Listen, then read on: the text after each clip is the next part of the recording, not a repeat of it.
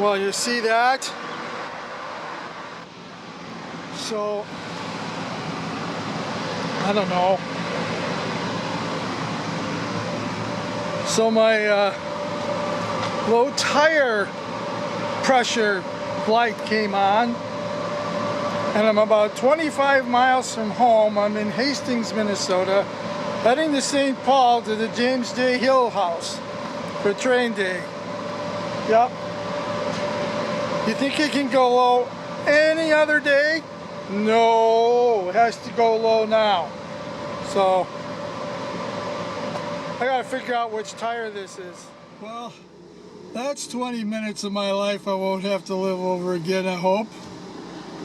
So yeah, I'm gonna head up to the James D. Hill house. Oh, I think it's about another maybe 35 or 40 miles, and I'll catch up to you there. And we'll take it from there once I get there. How's that for a sight, hey? This is where I'm parked. Right down over there.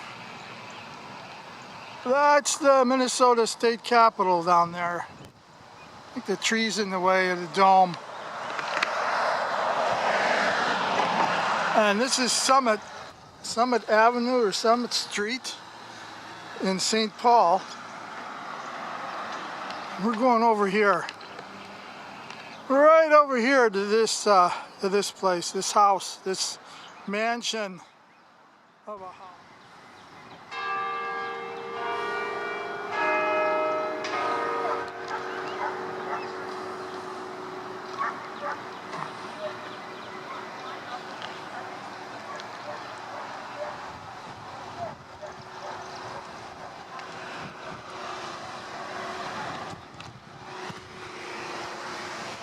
So we are at the James J. Hill house.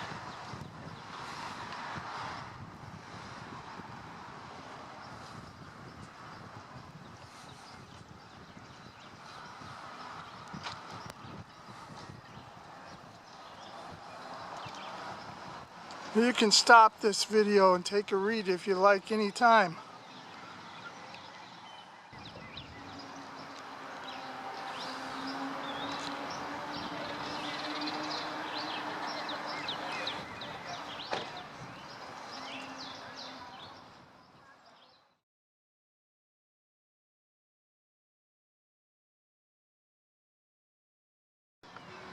So James J. Hill, I think, you know, when we talk about railroad tycoons, he was one of them. Feller had, they say, an 8th grade education, and he wound up a king of the railroads, you might say. So hey, we're at his house. It's train day here, and we're going to go in and check it all out, see what it's about. You probably associate him with the Great Northern when we talk about railroads, but it's a lot more to him. Okay, so first things first, let's take a walk around this thing. It's huge.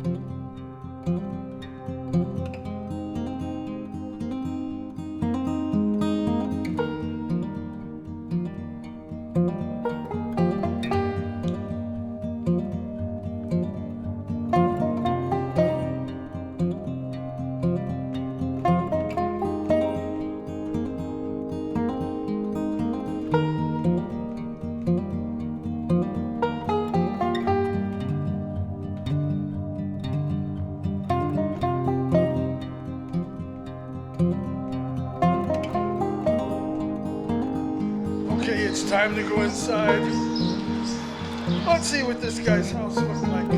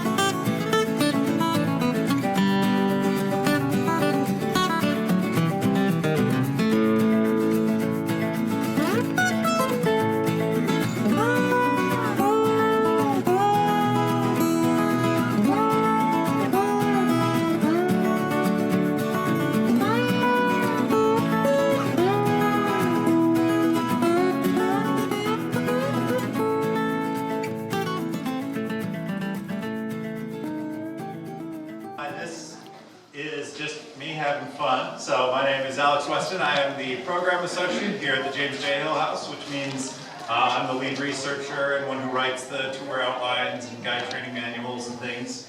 But while I've worked here at the Hill House for about 7 years, I've been obsessed with hobos and all things related for about 20 years. Now, what is a hobo? As I mentioned, it originally referred to a migratory or moving around, itinerant, unskilled farm worker. Now, a lot of words that I'm going to bring up here changed meaning over time. So the word hobo is one of those. We'll get to other words. So I'm going to start with what the words originally meant, and we'll trace how these words came to have different things. But the original origin is a little obscure, but it's mostly thought to come from hoe boy. So hoe is in the agricultural implement. The first known usage comes from 1848. New Orleans Picayune wrote about a year's bronzing and hoboying out about among the mountains of that charming country called Mexico.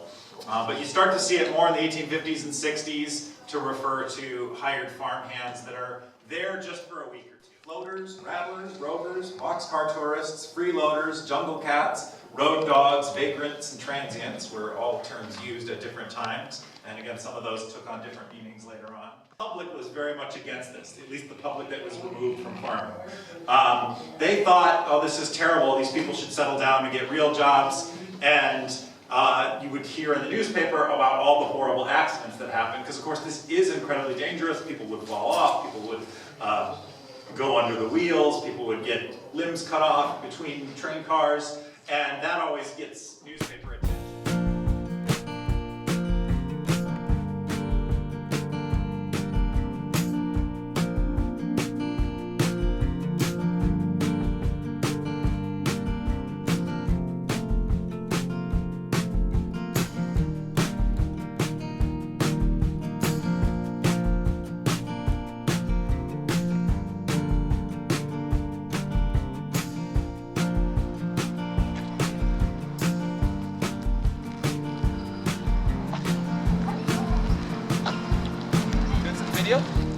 Yeah, now you're in it. Here we go. What'd you say, 21 years you were on this? 21 years I've been doing Segway tours, longest than anybody in the world. Cool. Yep, started in 2003 at the Minnesota State Fair. Human on a stick, we couldn't use the name Segway because they were litigious. So we had to use human on a stick, and now we're still going. Awesome.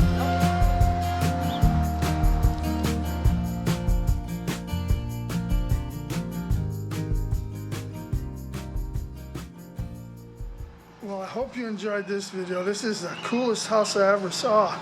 This is 36,000 square feet. Can you imagine that? 36,000. Anyway, it's railroad related. Yeah, this is cool. You guys got to stop up here sometime. I'm telling you, you'd love it. Anyway, I'll catch you on my next one. God bless you all.